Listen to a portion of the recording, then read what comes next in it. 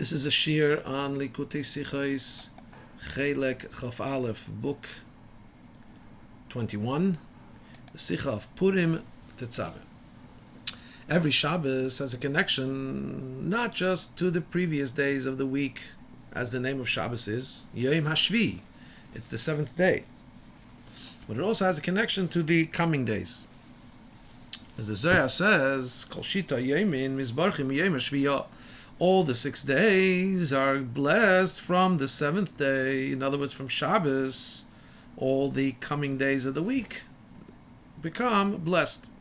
So in this Shabbos, the connection with the days of the week that are upcoming is more expressed and more highlighted through the reading of the Torah. What do we read? We read a special parsha together with Tetzaveh. The Parsha of Zachar, remember what Amalek did. Why do we read the Parsha of Zachar this week of Tetzaveh? Because it's the Shabbos that comes before Purim. And we know that we need to remember the deeds of Amalek before we retell the story of Purim. Even on Purim day itself, there's a very short reading of the Torah, and it's the reading of Vayove Amalek from the book of Shemais, the portion of Beshalach. And in general, about reading the portion of Zachar. Before Purim, the Gemara says that this is like the remembrance that comes before the doing. You see, in the Megillah it says that on these days, these days are remembered and reenacted and done. So the doing are the mitzvahs of Purim. And the remembering, is the story we tell, one part of that being the story of Amalek of yore. So in other words, this Shabbos is connected to Purim because we're reading a reading of the wiping out of Amalek, which is an introduction to the story of Purim that's coming up. This connection between the Shabbos to the days upcoming in the week, and even more so to the days of Purim, is in this year, it's even with more intensity than in the reading of Parsha Zachar of other years. Why? Because this year, the Shabbos of Tetzaveh is on the 11th of the month of Adar. And we know that from the 11th of the month of Adar, we begin the times that the Mishnah says you're allowed to start reading the Megillah, as the Mishnah says in the first opening chapter of the Meseches, the tractate of Megillah, that Megillah nikras b'yud aleph b'yud beis b'yud gimel b'yal dalet tesvav. The Megillah is read on the 11th, the 12th, the 13th, the 14th, the 15th. And the Mishnah teaches us that Kfarim makdimim liyom haknisa, villages read earlier on the day of ingathering, the market day, either Monday or Thursday. And the earliest way that could be is on the 11th of Adar. Let's figure this out. If Purim falls out on a Sunday, so Sunday is the 14th. Let's go backwards. 14th is Sunday, Shabbos is 13th, Friday is 12th. The Thursday is the closest market day to the Sunday Purim. So the Thursday will be when the villagers who are coming in will read the Megillah. Thursday is the 11th. So that's the earliest time. Because if Purim was on Wednesday, so if Wednesday was the 14th, then Tuesday is the 13th, then Monday, when the villagers would make Purim, is the 12th. So the furthest Purim from a market day is Sunday to the prior Thursday. So that comes out that the Megillah's earliest date to be read is on the 11th. And the fact that the 11th is a day that's appropriate to read the Megillah. So it's not just that we don't do this practically today. This was a halacha that only applies Bizman Sha'ashanim Kitikunam V'Yisrael Shuruyim Alad Masam, when the years were as they should be. In terms of Bnei Yisrael, things were as they should be, and the Bnei Yisrael, the Jewish people, were all living on the Holy Land of Israel. Then we had this halacha that the people of the villages can bring forward the reading of the Megillah to a village day, to a market day, the Monday or Thursday. So now it's not relevant l'cheira, the 11th. The 11th is not a day we can read the Megillah. Nonetheless, even in our times, the Shulchan Aruch says that somebody who's going out to the sea or is going in the desert and he has to be part of a caravan for safety, he can't just go on himself. And they're leaving in a way that he's not going to be there in a city with a Megillah for Purim. I mean, he doesn't have his own Megillah. So he can start reading the Megillah if he's able to from the 11th or 12th or 13th of Adar, in other words, closest to the day that he's leaving and be without a Megillah. So the 11th is already eligible, even today, where you can't do it with the bracha, but it still does have validity. And even though, one second, if you're talking about Bidi Avad, if you don't have any Megillah, what are you going to do? We know that really the whole month is kosher for reading the Megillah. So what's special about the 11th? In other words, in the Mishnah, we talked about a reality where on the 11th or 12th or 13th, when it's being brought earlier to the market day, the villagers who are reading the Megillah at that time would say it with a bracha. Shulchan Aruch says now, no, when the Jews are not living fully in Israel, that law will not apply. However, if you're going to a place where there won't be any Megillah, you can start reading from the 11th on, without a bracha. But the Rebbe says here now, so in this way, the Rebbe said that the 11th of the month of Adar, when it falls out on Shabbos, the 11th is very connected to Purim. So this Shabbos is more connected to Purim than regular Shabbos is. However, then the Rebbe adds, really the Ramos says that if you really don't have a Megillah, for the entire month, the Torah says, that the entire month was transformed, says the Megillah. So really, you can read it the entire month. And the Ramos says, such is the custom, without a bracha. So, if so, it would seem that there's no difference between the 11th, reading on the 11th, 12th, or 13th, where you read without a bracha, or reading on the entire month where you read without a bracha. Says the Rebbe, there is a difference, however. Because when you read the Megillah from the beginning of the month, one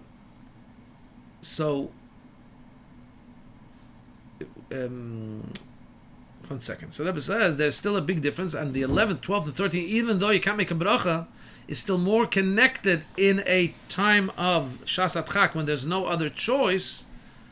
It still is more connected. The 11th, from the 11th onwards, is more connected. And more than that, even when we go back to Talmudic times, when the Bnei Yisrael were on the land, and we said that the Mishnah times, where the Megillah could be read on the 11th, because the villagers can come early and read on their market day, it's actually just a permission given. The Gemara explains the Chachamim gave them permission to come earlier on a market day because they provide provisions for the cities, so they allowed, don't require them to come back a second time, especially from Megillah. They said when you're coming in for the market day, they brought closer the time of reading the Megillah. So, but one second, the whole month, our issue is here, the Rebbe is ascertaining and establishing that the 11th is more connected to reading the Megillah, but in our times, we don't say that with the bracha. Anyway, and the whole month, you could do it without a bracha. So why is the 11th have more connection to reading the Megillah than the entire month? It would seem that they're both situations that we read without a bracha, and they're both when you have no choice. What makes the 11th more appropriate? And even though you say, well, the 11th, starting from the 11th onwards, there used to be a time when it was read with a bracha. But that also was an allowance made for those that weren't able to, the villagers that were coming in. That's also not the time. So the 11th doesn't seem to be intrinsically a time more connected with the Megillah than the entire month. It's just that the Chachamim made a stretch on behalf of the villagers that they can make a bracha starting from the 11th because they're coming into the market. We don't want to bother them to come in at another time. But it doesn't. The Rebbe is going to explain. Nonetheless, the Rebbe says there is a deeper connection between the 11th, 12th, and 13th to the days of Purim, more than the entire month. Even though today you won't see a practical difference because you can read the Megillah without a bracha if you're not going to have any other choice from the 11th, but actually from the whole month. But there is an intrinsic difference, as will be explained. Base. So we'll understand it by first understanding. Let's not try to understand the language of the Mishnah where it says the Megillah is read on the 11th, 12th, 13th, 14th, and 15th. Since the Megillah reading on the 11th, 12th, and 13th is only a leniency and an enactment, a provision that the rabbis made in certain times to certain people, so why does the Mishnah start on by making this declaration that the times of the reading of the Megillah is from the 11th? It's not. That's an additional allowance, a leeway. Why doesn't it start Megillah Nikras? The time of reading the Megillah is the 14th and 15th of Adar, which till today is the case. That's the primary time of reading. In Yerushalayim it's on the 15th, and outside Yerushalayim it's on the 14th. Now, even though that you could say, well, it's just going in order of days of the month, starting from the 11th and ongoing, right? 11th, 12th, and going up till the 15th. However, the Mishnah is coming to explain the laws of fulfillment of the mitzvah of Megillah. So why doesn't he first say the basis of the mitzvah, which is 14th, and then go and extend the times when it can be read earlier? Especially Asot Gikon Zayin Seder Ayomim, really the order of the days could have been said only in a way later to earlier. Could have said the Megillah is read on the 15th, 14th, 13th, 12th, once. It could have been a sequence. In other words, it doesn't have to start. Megillah is read on the 14th or 15th. Or 11th, 12th. That would be without taking it out of sequence. But the sequence could have been kept, but just the reverse sequence. And that's actually the way the Mishnah goes and extrapolates and explains this halacha when he says the Megillah is read on those days. Then he starts to specify. In the walled cities, the Megillah is read on the 15th. In the unwalled cities and the big unwalled villages, the big cities, it's read on the 14th. And then the Mishnah adds that there are some circumstances when it's brought forward to the market day. So you see, starts 15th, it goes backwards. Why doesn't he just do that in the beginning of the Mishnah? Also, we have to understand, as Mefarshim ask, why does it say here the expression Megillah Nikas? The Megillah is read, and not, as it says many places, Kairin is a Megillah. One can read the Megillah on this and this days. It makes a declaration about the Megillah rather than the person. The Megillah is read on these and these days, instead of saying what you would have assumed he would say, a person may read the Megillah on this and these days. Gimel, today we can explain the Yesh Leima, we can explain the explanation. By explaining the order starting from 11th, so the Mishnah is coming to illustrate and emphasize that even though the reason why you can read the Megillah on the 11th, 12th, and 13th is because the rabbis, the Chachamim, Heikelo ala Kfarim, they were more lenient on the villages, Lies Makdimim, Lies Maknisa, to bring it forward to a market day. In order to allow them at the same time to provide water and food to their brothers in the cities. Or, in other words, that's really for the benefit of the people in the cities, because the villagers will come in and bring stuff.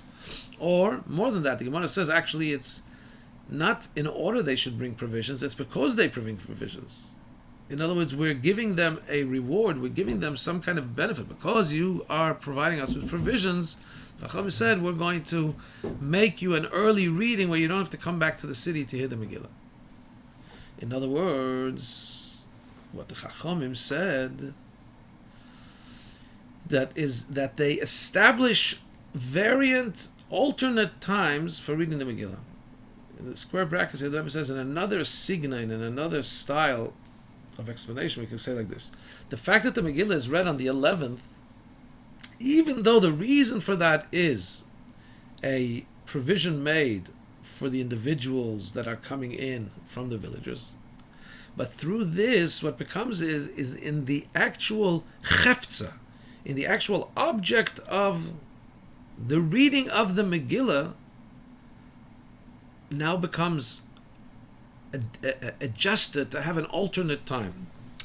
So in other words, Gavra means, do we look at the person and say, well, this person, because he's doing something, because these villagers are doing something good, they're supplying supplies to the cities, we're going to give them an alternate time? Or do we say, because we're looking at them coming into the village, therefore we're going to change, or we're going to extend and appoint alternate times for Megillah reading?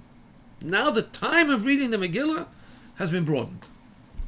In other words, the reading of the Megillah then is not just that the people of the villages are going to be doing the mitzvah of reading the Megillah, which is incumbent upon them, but also that the Megillah reading is going to be fulfilled as it is meant to be, because the details, technicalities of the timing of reading Megillah has now been changed. They're doing according to that extended time.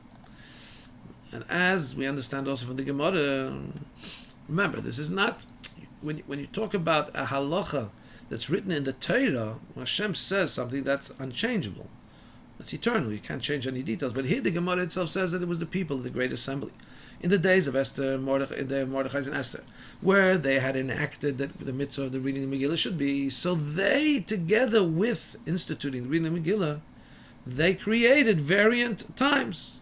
So it's not, the Mishnah is saying, Megillah Nikras. The Megillah is read in its proper time, and that proper time includes a bit of a gamut, a bit of a variety of times, because of the villagers that come in. And that's the way it was made. It wasn't something that had to be it wasn't something that had to be amended. L'chatchila, there were other times put into the so to speak the constitution of reading the Megillah. This is the lashon, the expression Megillah Nikras. The Megillah is read, not that one may read the Megillah. Megillah is read starting from the 11th, 12th, 13th, because reading the Megillah in these days is not just an opportunity for somebody to fulfill the ability to read the Megillah. In other words, a din or permission given in the deed and fulfillment of the mitzvah in terms of the person fulfilling the mitzvah, but it's also a change in the actual chefza. It changes the detailed times of reading the Megillah. The Megillah reading times has been changed. Not just permission given to the person, but actually the whole time of reading the Megillah has been adjusted to have alternate, an extended time. Again, in the time of when Bnei Yisrael were living in Israel. More than that, the Gemara says that the Anshe Knesset, the people of the Great Assembly, when they enacted the holiday of Purim, they themselves hinted in the Megillah that there are other times for the Megillah to be read, as it says, "Lekayim," to fulfill Yisimei Purim ha'ela, the days of these Purim, bizmaneim, in their times, says the Gemara, as manim harbe tiknulem. There were many times that were instituted regarding being times for reading the Megillah, not just the 14th or 15th. So in other words, what we're saying is that the days of 11th, 12th, 13th are actually intrinsically times of reading the Megillah.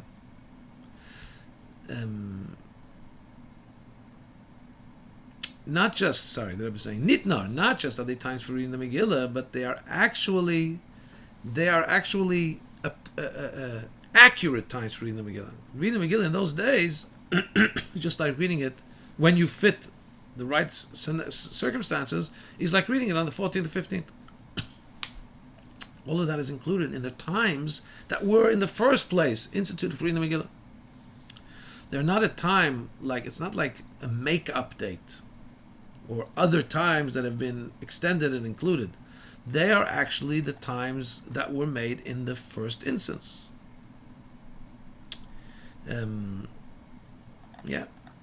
L'chatchila, various times were given based on circumstances. It wasn't an afterthought, and it wasn't something that we're doing to be lenient on the villagers later on, and we're stretching things, we're learning and including and making a drosha. That's the chatchila was put into mind. According to this, we can understand with what the reading of the Megillah on the 11th, 12th, 13th is different than reading it the entire month. We said that today, if you left on a trip, you won't have a Megillah. You can read it the entire month. But we also said you can read it from the 11th. So why is the 11th, 12th, or 13th have more connection to the reading of the Megillah? So he says like this: the fact is, the entire month is okay to read the Megillah without a bracha, because the Torah says va'achodesh. The Megillah says that it's the month that was nepach lehem, that was turned over for them, yogin l'simcha, from agony to joy. In other words, that the whole month, the person has the ability and the obligation to fulfill the mitzvah that really is incumbent upon him in the days of Purim, which are the 14th or 15th. What we're doing is we're saying you have an obligation in the middle of the month to read the Megillah. You can fulfill, without a bracha at least, your obligation anytime during the month if there's not going to be any other opportunity. Whereas what we're saying is, though, that the 11th, 12th, and 13th are, even though we can't do it today with the bracha, but they are days in which reading the Megillah is its proper time. What would be the difference today between whether you're doing it on the 10th of Adar, because you have a journey without a Megillah starting at the 10th, or whether you're doing it on the 11th, both times without a bracha? So we could say there is a difference. What would be the nafka mina lahalacha? If somebody has another obligation to do a mitzvah besides reading the Megillah, and let's say there's another obligation he has on the same day before he leaves town, he has two things sitting on him, reading the Megillah, and some other obligation needs to be done today. So which mitzvah is going to take precedence? So here's the thing. If it's reading, let's say on the 10th of Adar, before the 11th, 12th, 13th, then you would say that the other mitzvah that needs to be done today takes precedence, because it's a mitzvah that's connected to the actual date, whereas the mitzvah of reading the Megillah during the month of Adar, the 10th is still before the 11th, that's not the right time for reading the Megillah. It's a generic mitzvah upon him that really should be fulfilled in its right time, but he's able to fulfill it without choice, at least fulfill it without a bracha during the rest of the month. But that's not a mitzvah that's connected somehow to today. If, however, he's talking about on the 11th, he has a trip on the 11th, he's going to have to read the Megillah without a bracha on the 11th, and he has another mitzvah that has to be done today, so then we should say maybe you should make the Megillah first, because the Megillah is also connected intrinsically to today. The 11th is a time for reading the Megillah. Technically, we can't do it today, but it is one of the appropriate times for reading the Megillah. For him, he's not going to be able to do it on the 14th either. So the 11th and the 14th really is the same in his circumstance, where he won't be able to fulfill it with a bracha. But now he has another mitzvah that's connected to today. That other mitzvah is not more important than the mitzvah of reading the Megillah, which is connected to the actual date of the 11th. So what the Rebbe is teaching us is that, hey, the fact that by reading the Megillah, we find this concept that even the days that are actually not days of reading the Megillah, and yet, in other words, the fact that there can be other days that are not specified in the Pesukah in the Megillah. The Megillah speaks openly about 14th and 15th. We went and said that there are other times, 11th, 12th, 13th. Why is that there by the mitzvah Megillah? We could say the reason is because the whole in the Megillah, both the writing of it, the reading of it, is in such a way that is different than the writing of all the other books of Nevi'im and Kesuvim, and how much more so than the Chamisha Chumshater, the 5 books of Moshe. Why? The writing through Moshe Rabbeinu was, from its very outset, by the instruction of Hashem. And so were all the other books of prophets, the various levels of prophetic revelation from Hashem. The whole book of Esther, the fact that it's added to the holy books is because Esther requested, Kisvuni l'deiros, write my book, write my saga for generations.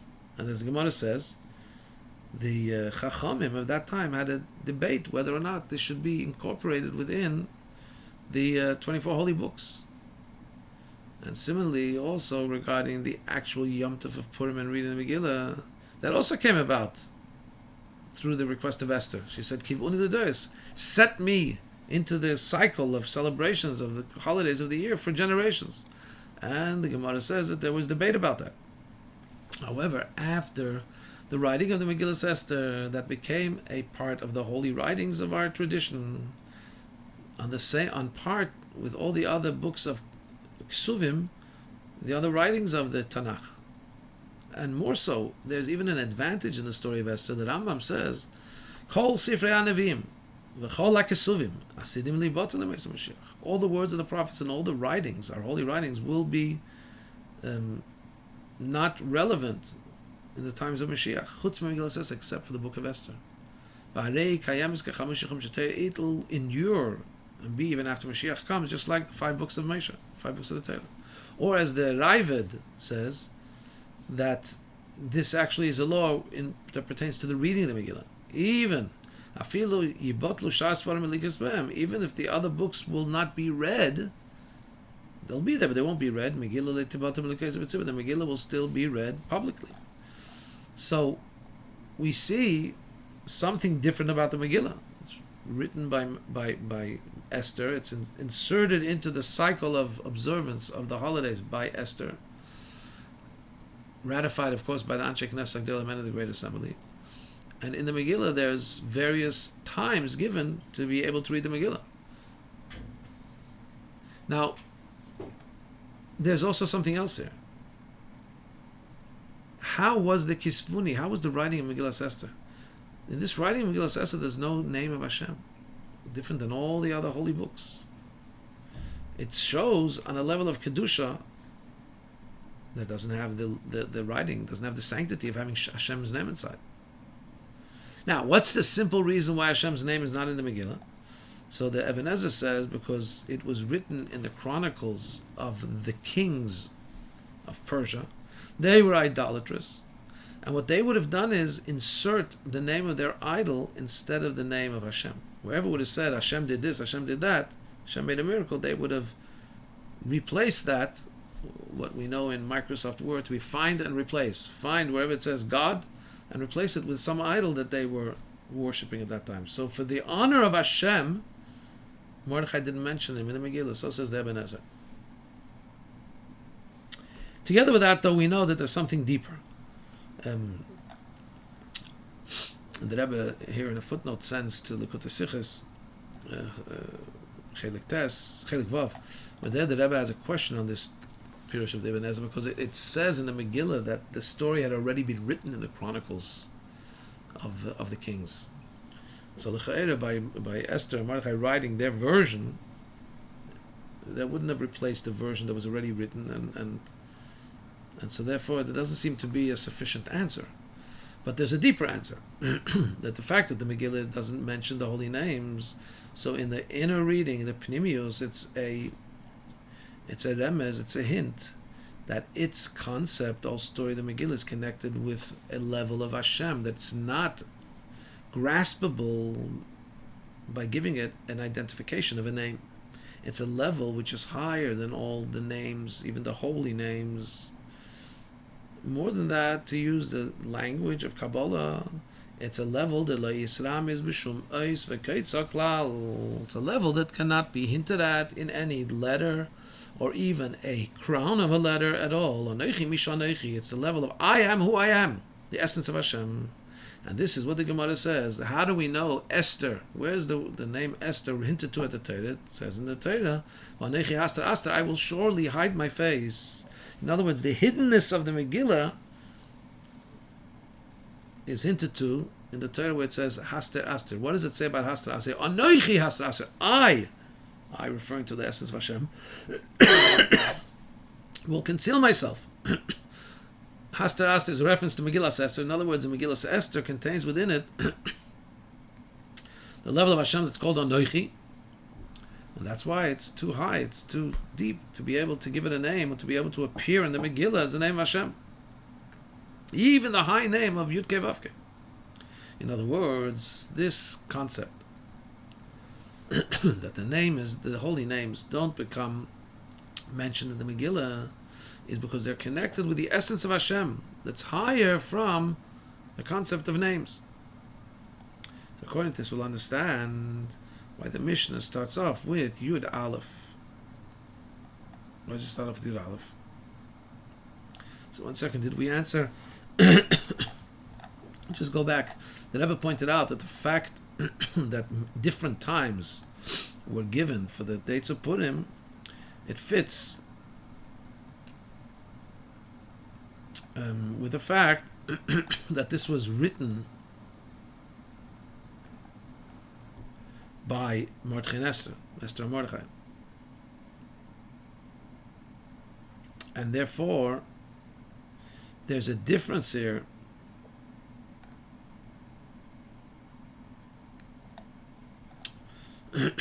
there's a difference here between that's why there were other times written in there.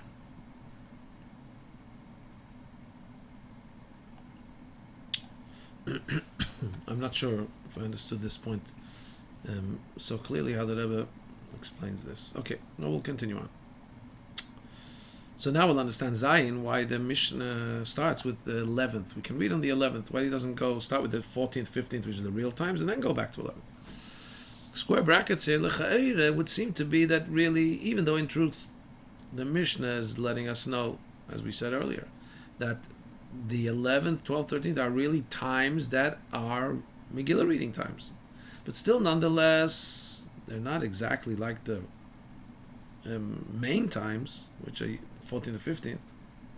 which that applies to most people. So the Mishnah should have started with the main time as it applies to the majority of people, the 14th, 15th. Why does it start with the 11th? It's only for a minority. So the Rebbe says the reason for that is because the reading of the 11th of Adar, which is the reading for the villagers, is hinting, at least in the inner track of Torah, to the general content of the Megillah. Oh, let's understand how. The explanation is as follows. The three divisions of the times of reading the Megillah, which is cities, walled cities, krachim, walled cities, ayoras gedolos, large cities, and then there's kfarim, there's villagers. In spiritual service of serving Hashem, they divide into the following three modes of service of Hashem. To give it at least bekitza, to give it in shortened version, the walled city, the avodah in a walled city, well, if it's walled, it means it's protected from outside influences. It doesn't allow in any oppressor or any enemy. So that means the person who's totally one with Hashem without any real possibility of doubts or opposition creeping into him. Then we have a city which is not walled. The avodah of a settled city is to make a place for Hashem to reside, and that's happening in the city. So in other words, he's not a farmer, so he's not plowing and planting and waiting till something grows out of his field. He just has to he's not waiting for the wheat to grow, he's taking finished items, and in those items, either finished flour or maybe even buying bread. In other words, within the assembled things, without having to go back straight from the field to the table, but he has things already coming to his table, then he makes a dwelling place for Hashem from within that settled, from within the city where everything's available. He doesn't have to do what the next step is, the village. He has to plow sometimes hard earth.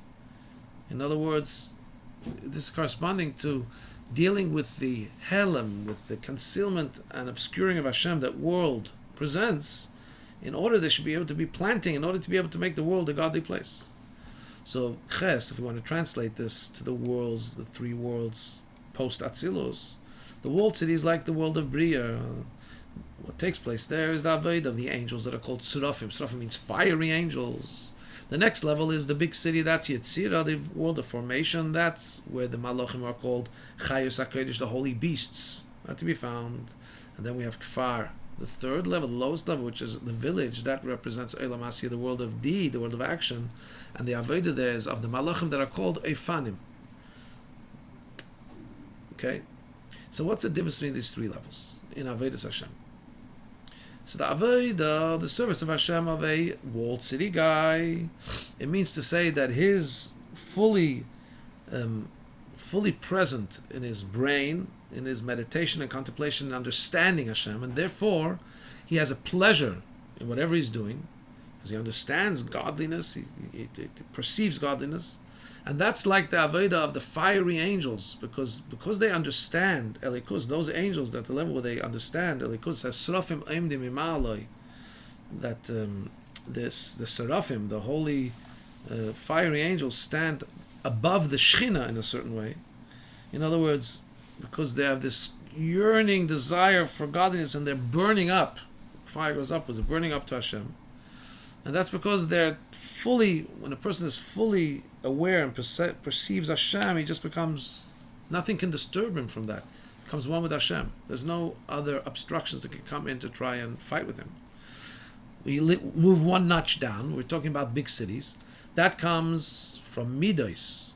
We're talking about having proper emotional state of connection to Hashem, Avas Hashem, the love of Hashem, Yiras Hashem, reverence for Hashem.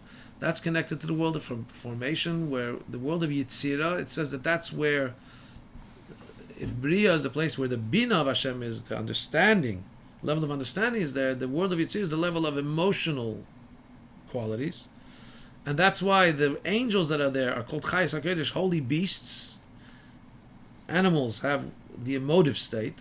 And they also have Rash Godel. It says that the Chayos HaKodesh, the holy beasts, they're serving out, they're calling out to Hashem with a great noise, because when somebody gets emotionally invested in something or attracted to something, it's noise. It's with Toikef and Ispilus von Midas. It's got the strength and the excitement of emotion.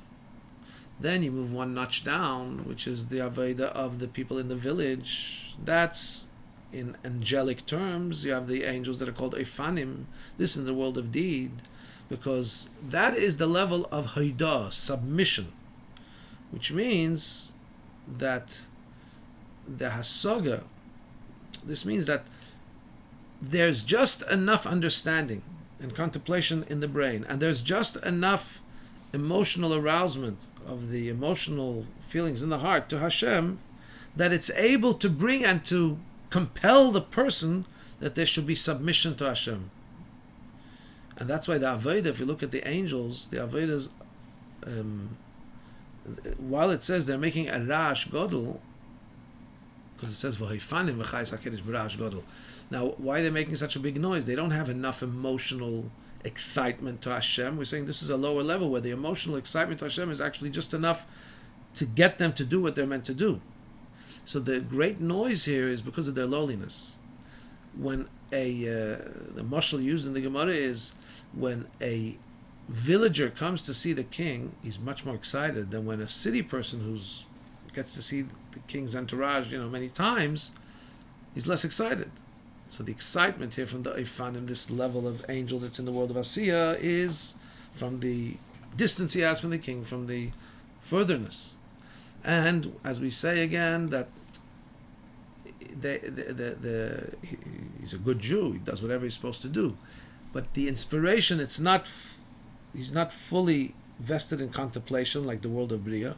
He's not even fully excited in the emotional connection to Hashem like Yitzirah. He has enough intellect and emotion to be able to fuel the action. He's going to do what Hashem wants. So even though it sounds like it's a lower state, because you don't see the revelation either intellectually or in emotional state of the deep attachment to Hashem, and that's why it can only be a level of submission, of actual action, of doing what Hashem wants, but not necessarily with the passion or with the conviction. Nonetheless, the bittul is much more powerful there. They have the suppression aspect, the self-nullification aspect. On the contrary, when they're doing the mitzvah just because of submission, like it is with Eifanim, in the world of Asiya, in a certain sense it's deeper, their bittul is deeper than the bittul and the avodah of the fiery angels, because don't forget, the fiery angels, they're fully vested in this submission to Hashem. They understand it. And even more than that's why, certainly more than the emotional, excitable world of Yitzirah, and that's why about the Eifanim and what they draw down, it says Baruch Kved Hashem Emekayim, blesses the glory of Hashem from His place. It's more than what the other angels do. They're drawing Hashem down from His superior place downwards. How are they drawing Him down? Because of the great advantage and superiority of bittul, which exists at that level. Because they're not as intellectually or emotionally motivated, but there's more the feeling of bittul they're doing because Hashem wants them to do it. And that's why the Mishnah starts with the reading of the 11th, because the reading of the 11th is the reading that only villagers can read on the 11th. Because in that reading of the 11th of the villagers, the whole concept of the Megillah is expressed, without taking into account that in the external sense, it's a concealment. Well, it's the world of deed. It's a world where this person is not motivated as he would be if there was revelation. But because he's doing it with that submission, there's something of the essence that's there that's higher than revelation. Like what is being drawn down by the bittul, by the subservience of Dafka the Eifanim, the angels of the world of Asiya. So if there's some added value and special virtue to the bittul, that's where there is concealment.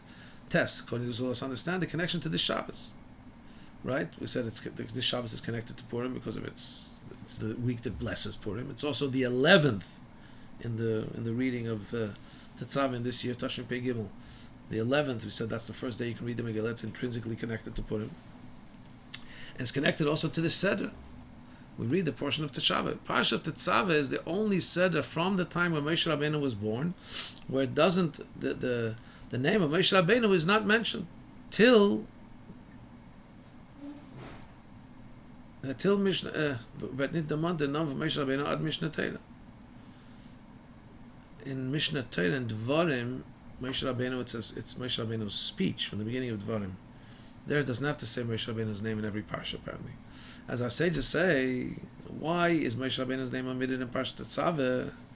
Because he said, Mecheini no misivcha shekosavto. He was fighting on behalf of the people who had done the golden calf. Hashem said, I'm going to wipe out the people of Israel and build a new people from you. And Moshe Rabbeinu says, no, you have to forgive them, Hashem. And if you're not going to forgive them, wipe me out of the sefer that you wrote.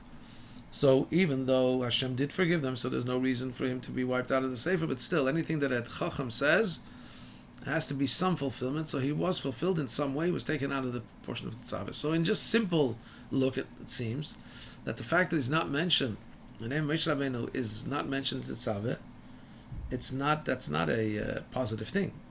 However, in other words, he said, my name should be wiped out, and something negative did take place. His name is taken out of this parsha. However, knowing that even lahavdil, to separate between people and animals, that even to speak negatively about an animal that's not kosher, the Torah didn't want to say. We know the Torah says, rather than saying the animal that's tummy, it says the animal that's loy tahor, that's not tahor. So we can understand that if Moshe Rabbeinu's name is not mentioned, for sure there has to be something good about it. Hashem didn't just make it happen to the Torah in order to point out something negative. As we can learn from this parsha itself, actually. The word of name Moshe is not mentioned, but the whole Sedra is called Tetzaveh. Command. Who should command? Va'at you should command. So the whole thing is talking about Moshe. You, Moshe, should command to bring the oil. So he's very much there. So the explanation is, how is that connected to Purim? The fact is that tzaddikim are like their creator. In the same way it is Lamaila, it is above. That with the holy names of Hashem, they're all connected with levels of revelation. But the essence of Hashem is higher than names. As we said, that's why Hashem's name is not in the Megillah, because it's too high to have Hashem's name mentioned. Same thing it is with Moshe Rabbeinu. So with this we can understand the fact that Moshe Rabbeinu's name is not there in the Parsha is because Parshas Tetzaveh is connected to some deeper level of Moshe Rabbeinu that's higher than being able to be described by names. And Dafka, from the place of the essence of Moshe, Va'ata, you, which refers to the essence, that's where he can achieve not just Tetzaveh B'nai Yisrael, which means instruct the B'nai Yisrael. Tetzaveh also means, from the expression of Tzavsa V'chibra, connection. Connect the B'nai Yisrael with Hashem. In other words, who is he trying to connect, by the way? All Yidden, even the ones that made the Egel. Well, the ones that made the golden calf are the ones that he put himself in danger for. He said, wipe me out of the Sefer. But he's able, Moshe Rabbeinu, through the revelation of not his name, but higher than his name, his essence, he's able to do the function of Va'ata Tetzaveh. You should connect all the Yidden with Atzmusei Mahusei, with Hashem's essence, as is explained elsewhere at length. Yud. According to all this, we'll understand the connection between what it says in the Megillah is read on the 11th, and the concept of Parsha Zocher, the remembering of Amalek. The Shalah says, here we're into a little gematria, that the number 11 is like the two last letters of the name of Hashem, Yud Kei Vav Kei, because Vav Hey is 11. And so the Megillah can be read from the 11th through the 15th. 15th is like the first two names of the name Hashem, Yud Kei. And that's why the Mishnah Satz Megillah is read on the 11th, because they're wiping out of Amalek. Haman is from the descendants of Amalek. And that's what's taking place in the Megillah. Haman is wiped out because he's a descendant of Amalek. So that can be read from the 11th. What's the 11th? The level of Vavke, the last two letters of the name of Hashem. Chazal tell us about the name of Hashem, that Hashem does once battle with Amalek because Yod al Case Yud Kei. There's a split, so to speak. There's an incompleteness in the name of Hashem that only the Yud Kei is there. It's separated from the Vav Kei because of Amalek. Doing the battle with Amalek brings a reunification of Hashem's name, so to speak. So Amalek, in other words, is fighting not to have the Yud Kei and the Vav Kei together. The Vav Kei of the name of Hashem is not something he wants. Why? Because the Vav Kei represents doing. Thought, speed, and action of actuality. That's a Vav Kei. Yud Kei represents understanding and feeling. Amalek, about Amalek, it says, Yodeas Ribeina, he knows his creator, but he wants to rebel against him. In other words, he knows intellectually. He even is able to have the right emotions, feeling towards Hashem. That's the Yud Kei. But Amalek doesn't allow for the Vav Kei, for the implementation of thinking, speaking, and doing what Hashem wants. And that's why, in order the remembrance of Amalek should be the way it's meant to be. In other words, what's the purpose of remembering Amalek? To bring to Machei Timcha Zeich Amalek, you shall surely wipe out the remembrance of Amalek. We need to have the Avodah of Yud Aleph of Vav Kei, which is the true Avodah of doing Torah mitzvahs, with your voice, with speech, with deed. And this Avodah is only when there's a proper Kabbalah soil acceptance of the yoke of Hashem, submission, and bittul, subservience, self-nullification, just like the Avodah of the villagers. Remember we said the Avodah of the villagers is they have to plow and break down the obscuring of Hashem in the world with bittul. They don't have enough motivation to do it out of love, a full expression of emotion or intellectual conviction. They do what they have to do. But that's exactly what we need. We need the implementation here. With Amalek, he's fine with the conviction and the emotional feeling. He doesn't want the actual implementation to take place. The Bnei HaKfarim, they symbolize implementation even when you don't have as much conviction or feeling. And through that, you're able to go from Yud Aleph, which is the concept of the Megillah, you go to the wiping out Amalek, wiping out the stranglehold Amalek has to cut off the inspiration from the actual implementation. And through that, you come to the level called the level of Tetzaveh, level of 15. The Yud-Kei, the first letters of the name of Hashem. The Avodah of Moichin, the Avodah of the intellectual conviction, which is there in the people of the walled cities. And then it becomes, the name of Hashem becomes connected. And now, you can do as the continuation of the mission, you can go in order. That the walled cities read on the 15, that's Yud-Kei. And then, the last opportunity for reading, the last possibility of reading the Megillah is in the scenario where it's read on the 11th. So that's the Vav-Kei. So we're going Yud-Kei 15 and then we're going Vav-Kei. And then there becomes the complete Adnus, the complete lordship of Hashem in the world, because if you take Yud Aleph, Yud Beis, Yud Gimel, Yud Daled, and Tesvav, add those numbers, 11, 12, 13, 14, 15 to each other, you get the same gematria as the word Adonai. This is also from the Shalom. This means that there will be in a revealed way the coming of Mashiach. That's when the Adnus, the lordship of Hashem over the world, will be. Then there'll be the completion of the battle with Amalek, midar der, from generation to generation, which means it's going to be finished in the generation of the Mashiach's coming. Why is Mashiach going to fix it? Because Yilchem Echem Hashem Enatzech. As Rambam says, Mashiach's job will be to battle the battle of Hashem and be victorious speedily in our days. Amen. Ken Yehi Ratzon.